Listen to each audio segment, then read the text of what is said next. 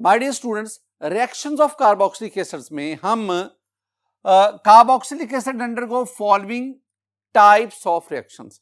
हम carboxylic acid के ना थ्री टाइप्स ऑफ रिएक्शंस उनको हम स्टडी करेंगे।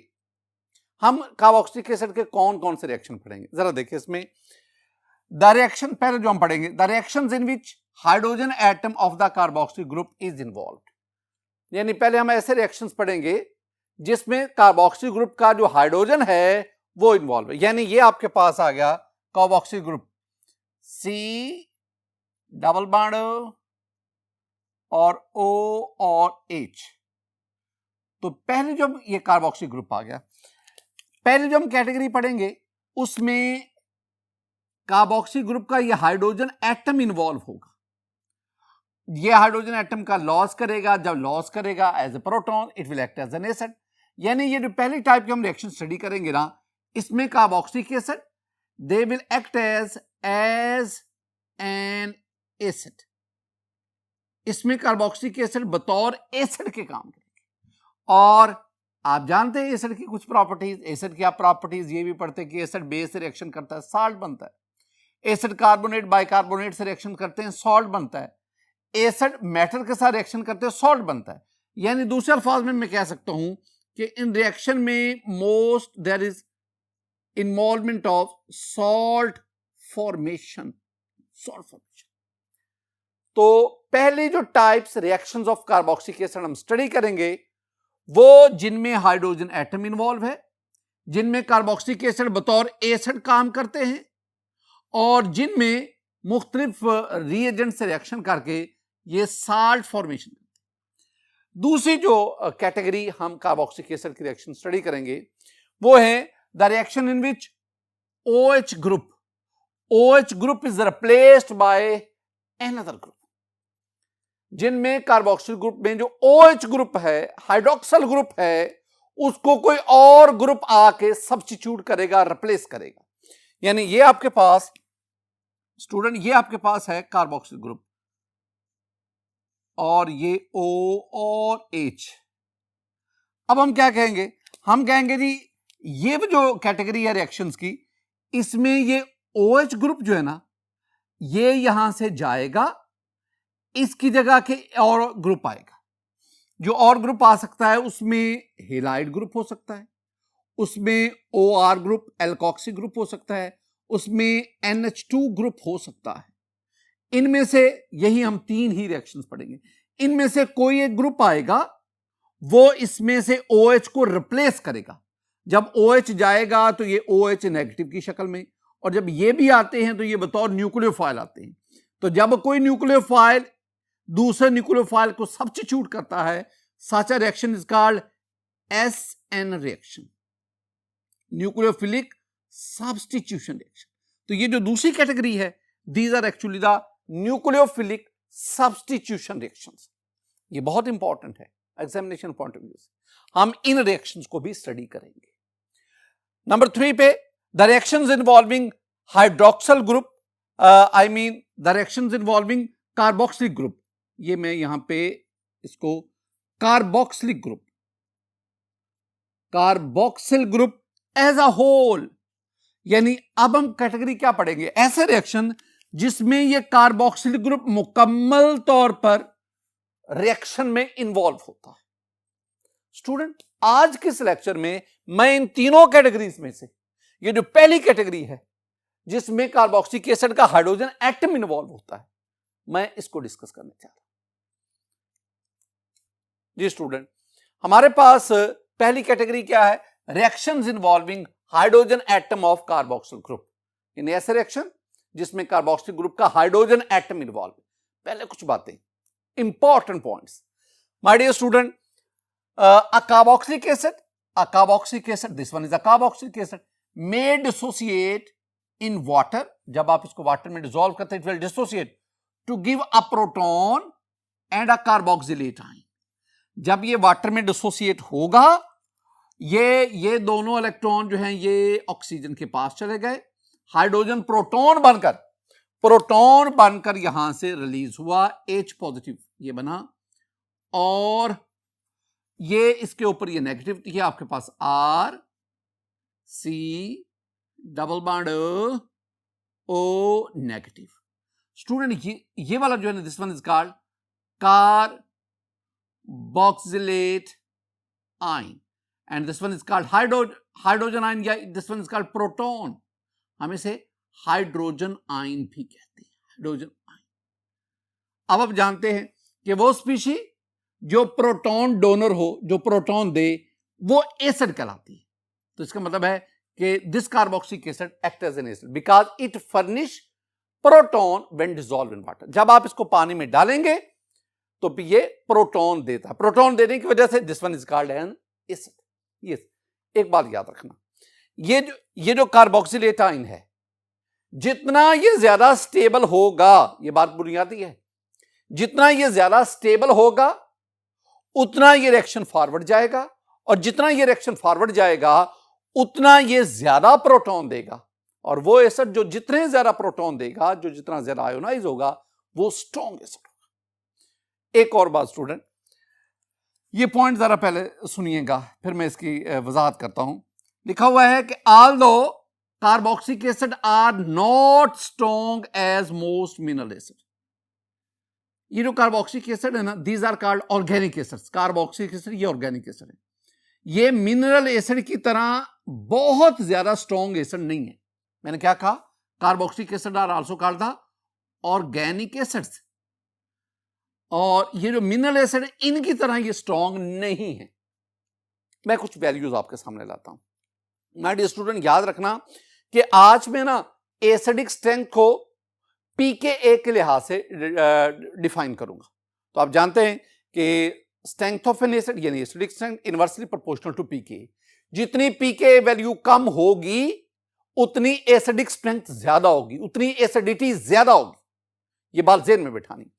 अब ना मेरे पास ये कुछ मिनरल एसिड हैं, ये HCl है, H2SO4 है, HI है, HBr है, HNO3 है। These are mineral acids. आप इन सब की पीके वैल्यू देखें, इन सब की पीके वैल्यू नेगेटिव में है, माइनस में है। इसका मतलब है इनकी पीके वैल्यू बहुत ही कम है, और बहुत कम होने की वजह से these are very strong acids. इसके बरक्स अगर आप कार्बोक्सिलिक एसिड की बात करें स्टूडेंट, कार्बोक्सिलिक एसिड की जो पीके वैल्यू है वो रफली 4 to 5 होती है। इसका मतलब है इन मिनरल एसिड की निस्बत जो कार्बोक्सिलिक एसिड है वो वीक एसिड है। अगर पीके वैल्यू ज्यादा होगी तो एसिडिक स्ट्रेंथ कम होगी, एसिडिटी कम होगी। इसका मतलब है कि carboxylic acids are much much weaker acid than the mineral acid. Mineral acid strong हैं क्योंकि उनकी पीके वैल्यू कम है, और कार्बोक्सिलिक एसिड वीक है उनकी निस्बत क्योंकि उनकी पीके वैल्यू ज्यादा है। लेकिन याद रखना, yet they are more acidic.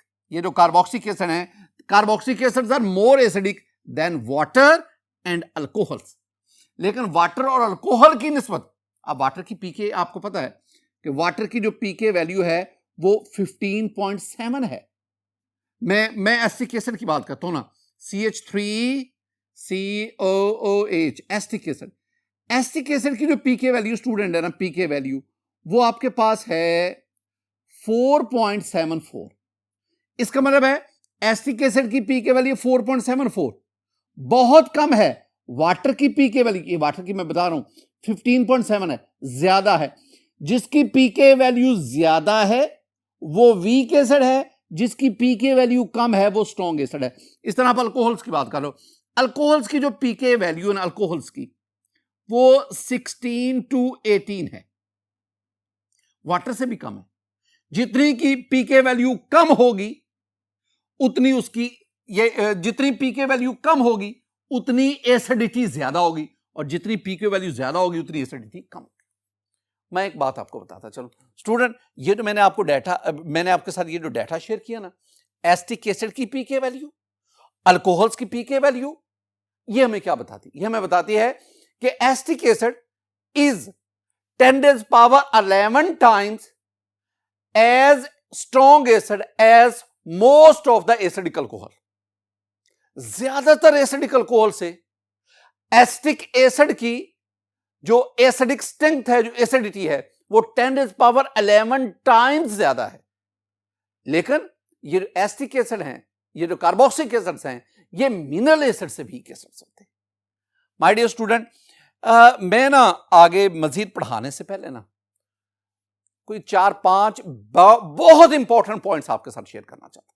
ये जो मेरी बातें जो मैं आपके साथ शेयर करने जा रहा हूं ना, ये एंट्रेंस टेस्ट के लिहाज से बहुत इंपॉर्टेंट है। ये आपके एफएससी के जो एमसीक्यूज है या जो कॉन्सेप्चुअल क्वेश्चंस आएंगे, उनके लिहाज से ये मेरी बातें बहुत बहुत इंपॉर्टेंट है।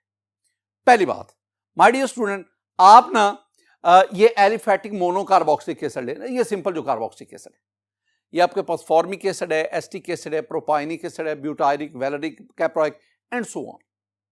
अब एक बात को नोट करें, आप ना इनमें जब आप फॉर्मिक से डेकेनोइक एसिड की तरफ जाते हैं, यानी कार्बोक्सिलिक एसिड कार्बन नंबर 1 से कार्बन नंबर 10 वाले की तरफ जाते हैं, तो इनमें हाइड्रोकार्बन यानी कार्बन चेन की लेंथ वो बढ़ती जा रही है। अब आप इनकी पी के वैल्यू देखें।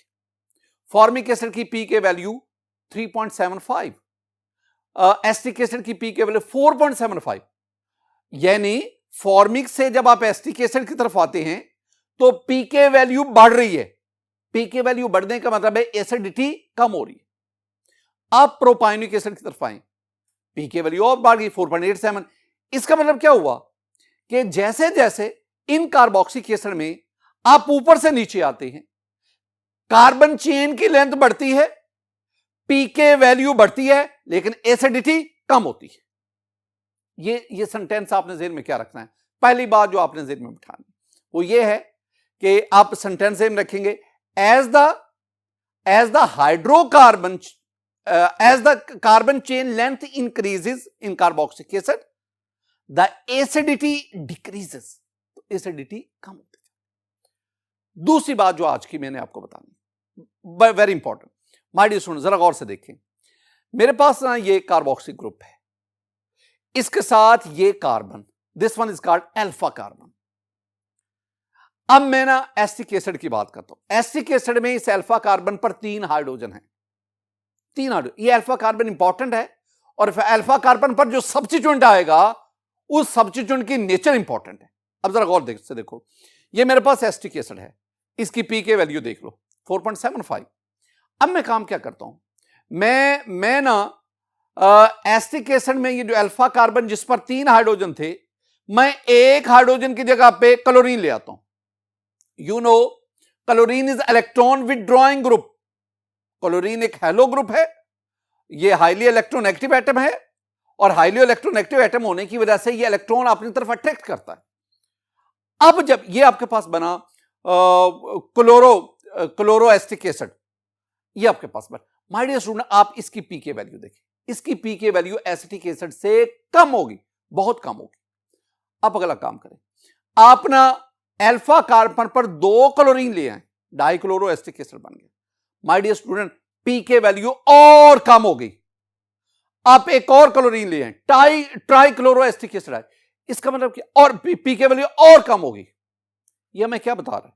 ये हमें बता रहा है कि अगर आप अल्फा कार्बन पर इलेक्ट्रॉन विथड्रॉइंग ग्रुप यानी हेलो ग्रुप, ये this one is electron withdrawing group, अगर आप हेलो ग्रुप लाते जाएंगे तो पीके कम होने का मतलब है acidity of this carboxylic acid, substituted carboxylic acid increases. एक तो ये बात, एक और भी बात है माय डियर स्टूडेंट, ये जो आप हेलो लाए ना, हेलो यानी क्लोरीन जो आप लाए, जितना इस हेलोजन एटम की इलेक्ट्रोनेगेटिविटी ज्यादा होगी उतनी एसिडिटी भी ज्यादा होगी। आप ना आप 4 यहां पे हेलो सब्स्टिट्यूटेड कार्बोक्सिलिक एसिड ले लें।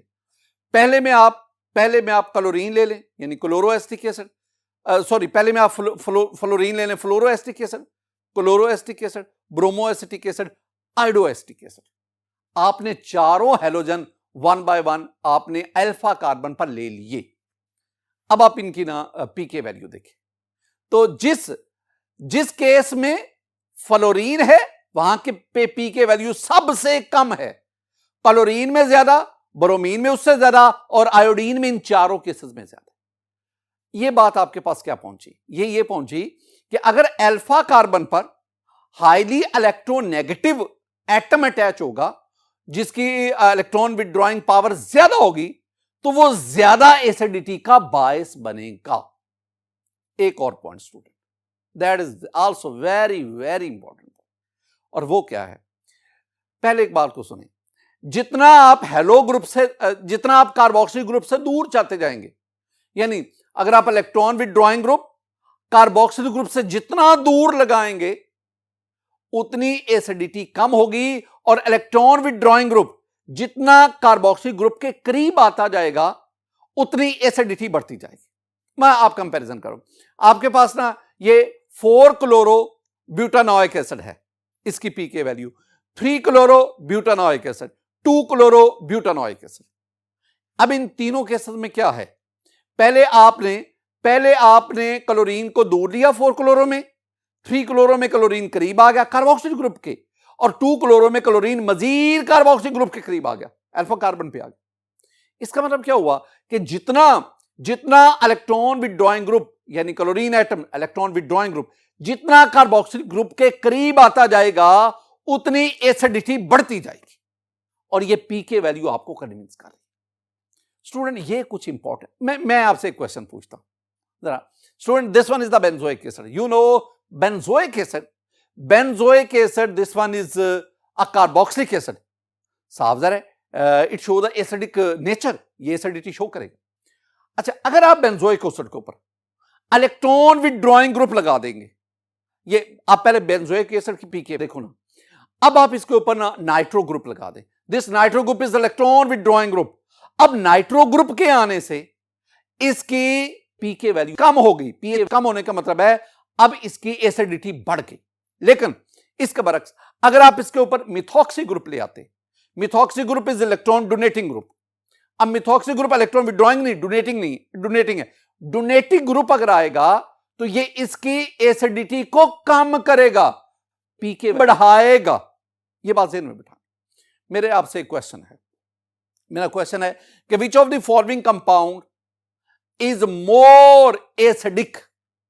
ये 4 कंपाउंड्स हैं, इनमें सबसे ज्यादा एसिडिक कौन है?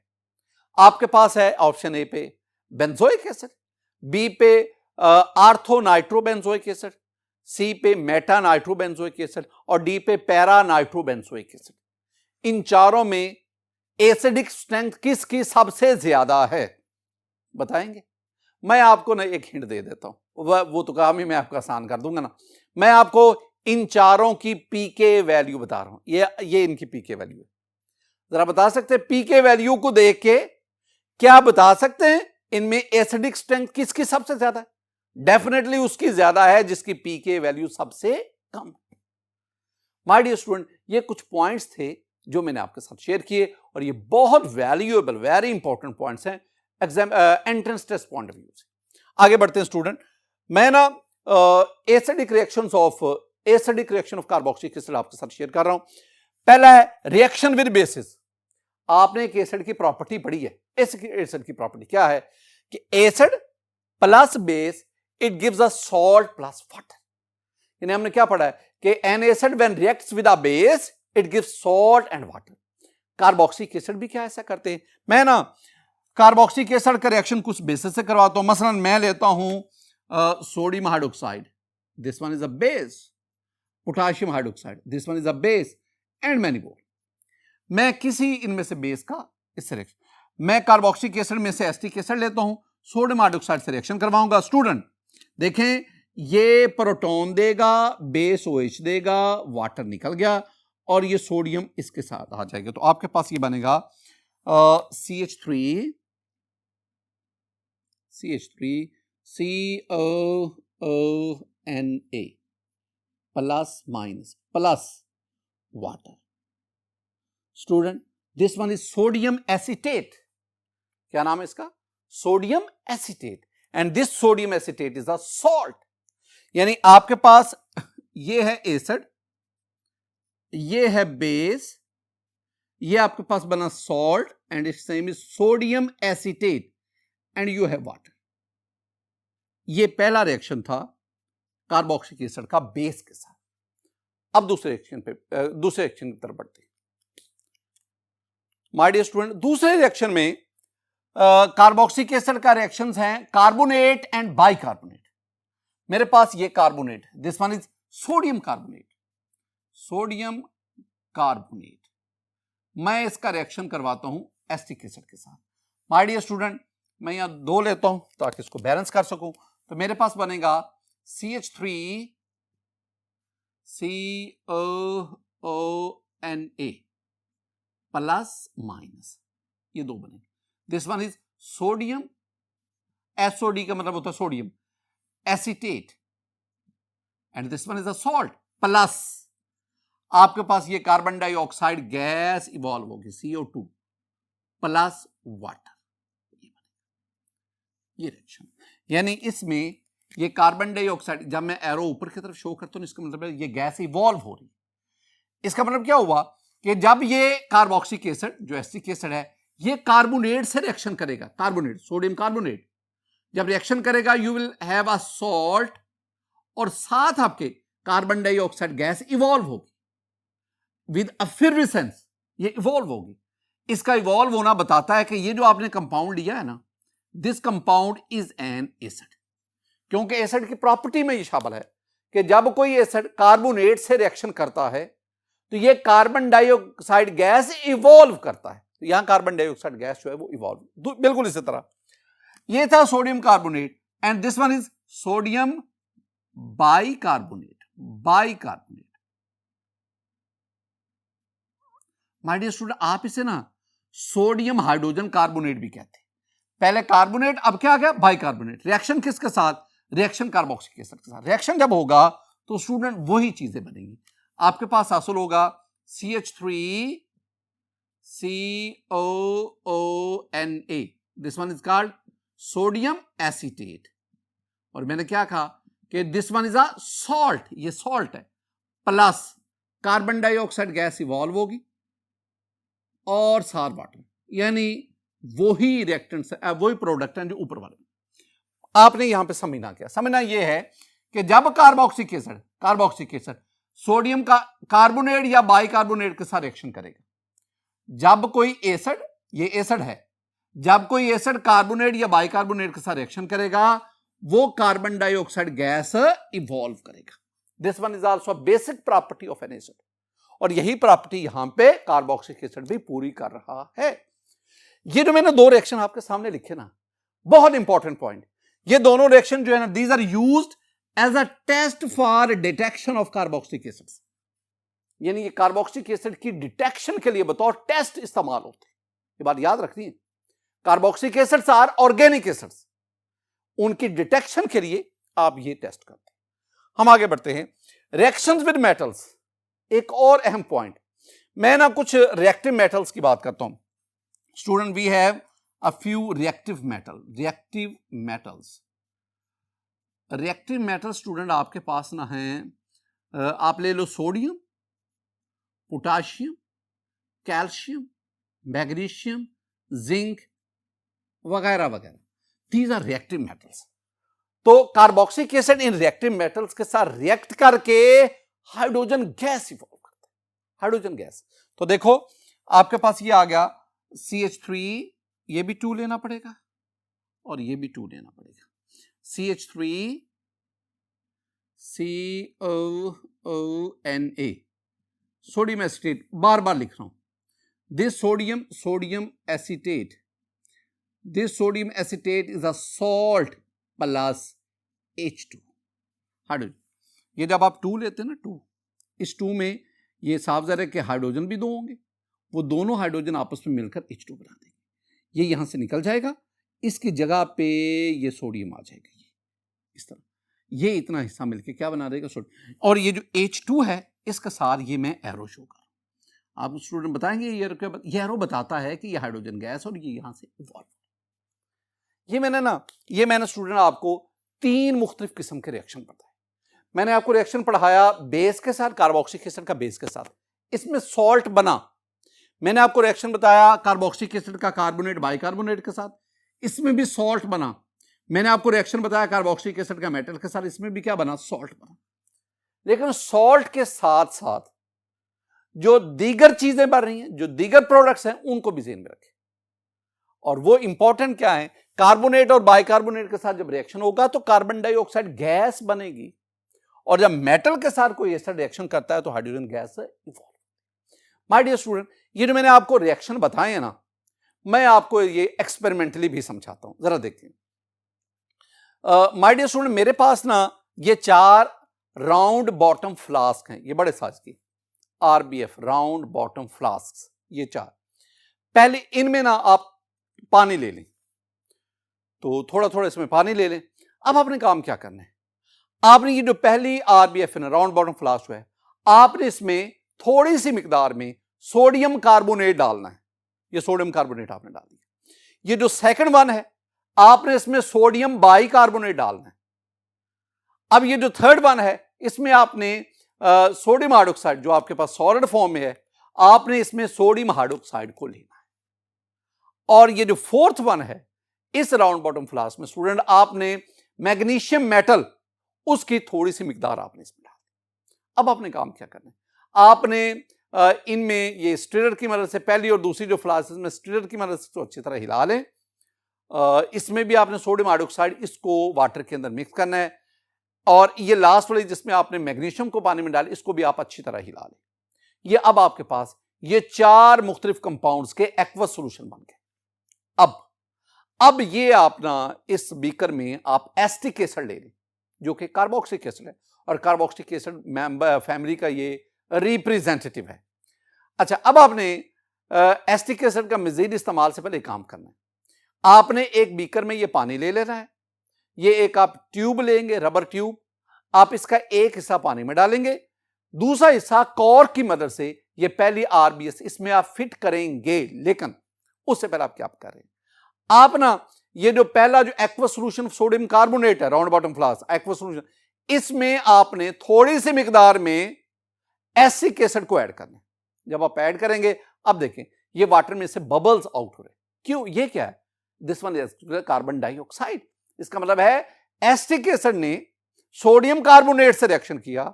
मैं ये इक्वेशन लिख रहा हूं, एसिटिक एसिड, इसने सोडियम कार्बोनेट से रिएक्शन किया, आपके पास ये सोडियम एसीटेट के साथ कार्बन डाइऑक्साइड बनी और वाटर बना, कार्बन डाइऑक्साइड गैस ये evolve.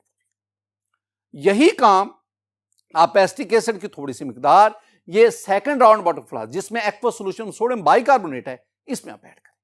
Student, again you will observe CO2 bubble out from the water. ये क्या बता रहा है? ये इस रिएक्शन को बता रहा है। इस रिएक्शन में भी आपने क्या किया है, आपने एसिटिक एसिड सोडियम बाइकार्बोनेट के साथ सॉल्ट बना और कार्बन डाइऑक्साइड गैस इवॉल्व हुई यहां से।